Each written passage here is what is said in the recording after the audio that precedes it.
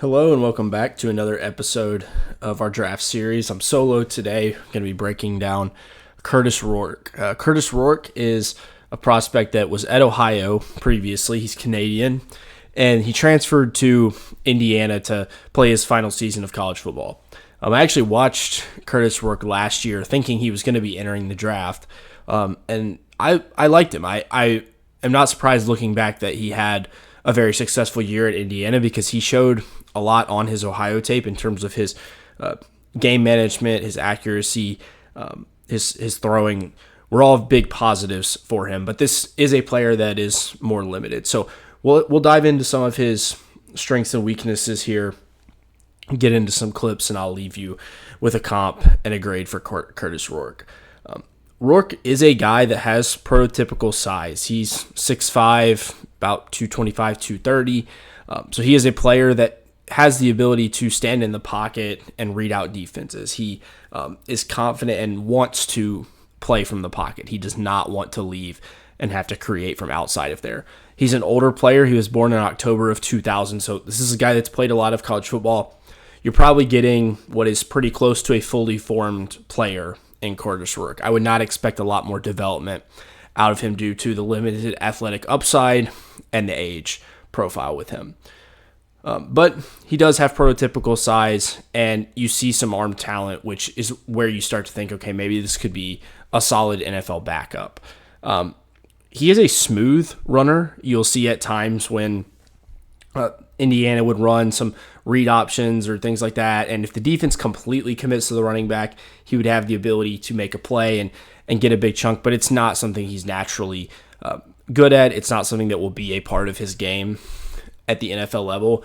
The path to success for Rourke, probably in more of a backup role, is the accuracy, the touch, the ability to process. That's where you saw him have success at Ohio. That's where you saw him have success at Indiana as well. Indiana had a very well-called offense this past year. They were a very successful team making the college football playoff with a roster that was probably a little less talented than most of the other teams that made the playoff. And part of that was because their players executed exactly what Indiana asked them to do. And Kurtis Rourke was one of those players who did that. He had the ability to play within the offense. He did a really good job of reading out concepts, getting to the check down when it was necessary, but also taking advantage when the offense provided the opportunity for a big play.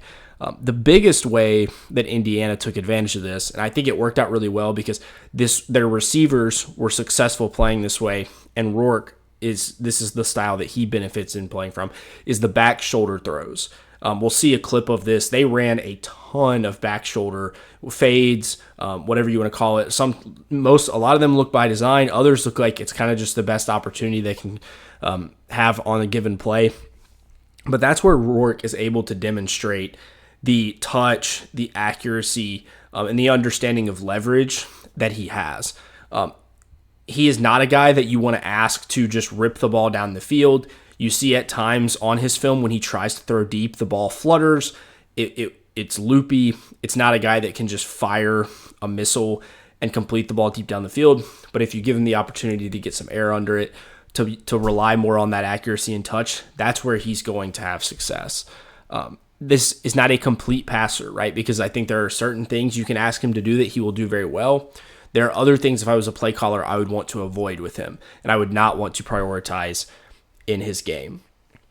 He isn't a decent thrower rolling out, but he is a very limited athlete and has very limited speed to where I don't know how much you're going to see that at the NFL level. But overall, I think he sees the field well, and he is a player that I think does have the mental capacity and processing ability to survive in the pocket without needing to create to be a viable NFL player. In terms of, I think that recaps a lot of the strengths for him. So now I'll move to some of the weaknesses for him. The arm is definitely something that leaves a good bit to be desired. You see throws that you just wish had a little more juice on them. I think sometimes his delivery is slow, and on top of that, it looks a lot of times like he's almost just pushing the ball, especially on short throws. It's like he doesn't have a ton of control and zip on the ball. It's just like he's just trying to get it out as quickly as possible. I think you're left wanting a lot more explosivity, both from his athleticism and from his throwing.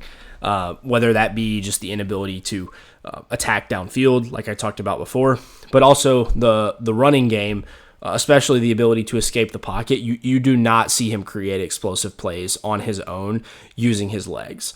The only time that you see any explosive runs are, like I said, when they are designed and they're a keeper and nobody stays with him.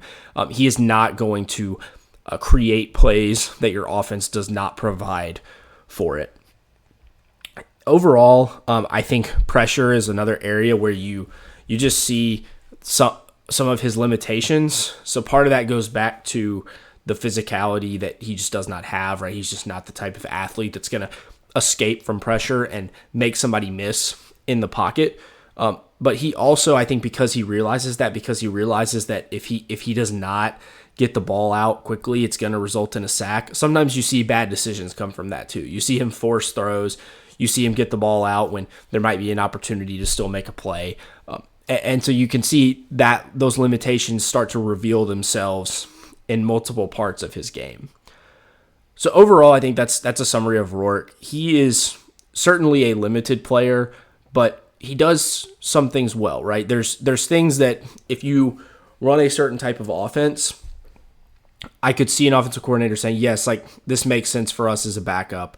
It's not going to blow anybody away, but if we get him in the game and ask him to do very specific things, this is a player that can keep our offense viable while our starter is injured or whatever the case may be. So let's get into a few clips with Rourke. I think these clips will bear out a lot of the things that I have already mentioned. So I pulled his game from Michigan, which is a game that Indiana won, but it was kind of a closer game. You got to see him struggle a little bit more than in a lot of their other games where they outclassed a lot of their opponents. First here, a positive for Rourke. You see in this clip his ability to process quickly and make an accurate throw down the field with touch, right? And he doesn't, in this case, you can see he doesn't have to have elite arm strength to make this happen. So this receiver down here is running a little stutter go. You see he's fully got the DB to commit at this point, and Rourke's got his eyes on it, right? He realizes at this point, I've got this DB exactly where I want him. Take one hitch, get the ball out, perfect throw down the field. You see the arc on that ball. And the impressive part about this is he understands that this ball has to come out quick because a guy who's probably going to be a top 10 pick in the draft here, Mason Graham, has interior pressure, right? He wins right up the middle here. Rourke's got to get the ball out. He gets that out. He eats the hit, makes a perfect throw down the field. You can see here when he has the ability to put touch on the ball, he sees here, okay, he's about to get hit, makes a great throw down the field for 6 against Michigan. So those are some of the strengths that you see from Rourke. Here on this play, we're going to see some of the limitations. On this play, he's going to try to throw a little bit of like an in cut. I think it's the outside receiver that comes down. You're going to see here on this play, he makes the right read. He understands here that this receiver has leverage. I'm completely fine with this read. It makes sense. But by the time he gets this throw off, he's going to take a little bit of contact, and you see the arm strength here is just not up to par, right? It just gives the defensive back way too much time to close. You can see it especially from this angle. To give him a little bit of grace, I do think he gets hit here, but guys with a better arm are going to be able to fight through that contact. Look at how long that ball sits in the air. Plenty of time for the defensive back to come up and make a play. In the NFL, with tighter windows, you're just going to need to see more arm strength from him. He's just going to have to be able to deliver the ball with higher velocity. This next play also highlights some of his limitations. This play, you're just going to see how he really struggles to escape the pocket. At this point, this is not a badly blocked play. I think you can make an argument he probably just needs to throw this ball right here, but whatever. He doesn't. He still has some room here. But you see, once he tries to escape, he just has no shot, right? He just kind of folds over.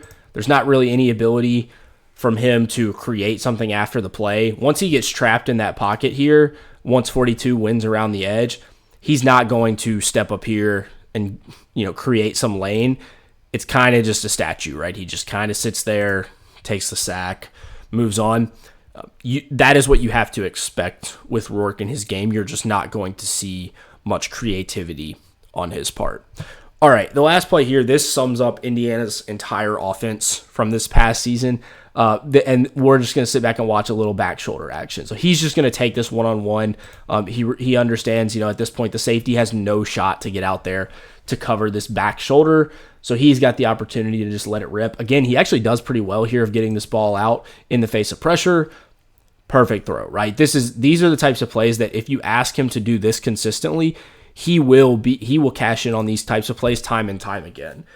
This is what Indiana built their offense on this past year, and it was very successful. A lot of times these kind of plays are very difficult to execute. They require a lot of attention to detail and timing, especially at the college level. That is not very common to see. And so I thought it was very impressive what Indiana's offense was able to do this past season. But you could tell they were playing to Rourke's strengths, and so you have to take that into context when you're evaluating him at the NFL level. All right, so that's him as a prospect. We talked about a few clips. Now let's get into some of the comparisons for Kurtis Rourke. It always gets harder to do best case and worst case the later you get in terms of grades, because what really is the worst case for a guy that probably isn't going to go very high in the draft? It's probably a name you've never heard of, right? So I think the gap between best case and worst case starts to narrow when you get to these later round guys. I will say, in terms of a stylistic comp, this is not my comp for Kurtis Rourke, but if you think about the best player in the NFL that he reminds you of, I think he plays a very similar style of football to Joe Burrow. It's a guy who relies on his accuracy, his touch. He loves throwing to the sidelines and putting perfect timing, accuracy, placement on the ball to let his receivers go make a play. And you see Burrow, he does that at an extremely high level that allows him to be a top 5 quarterback. Burrow's also not an elite athlete. Rourke is a significantly worse athlete than Burrow. But in terms of if you just scaled Rourke up to if you made him into a perfect player, that's the type of archetype I think you're talking about. In terms of his actual best case, I think it's probably somewhere more like Aiden O'Connell. It's another guy with more prototypical size. He's been able to step in and start for the Raiders at times when they've needed a quarterback, but he was never really looked at as the answer. You saw them trade for Geno Smith this offseason because they kind of recognized that this is not a long-term solution for them. But overall, a guy that can maybe step in, start a few games for you. He's not going to lose you the game. You're going to need the offense to provide answers for him, and he's not going to be a guy that creates a ton of explosives for you, but a solid player nonetheless.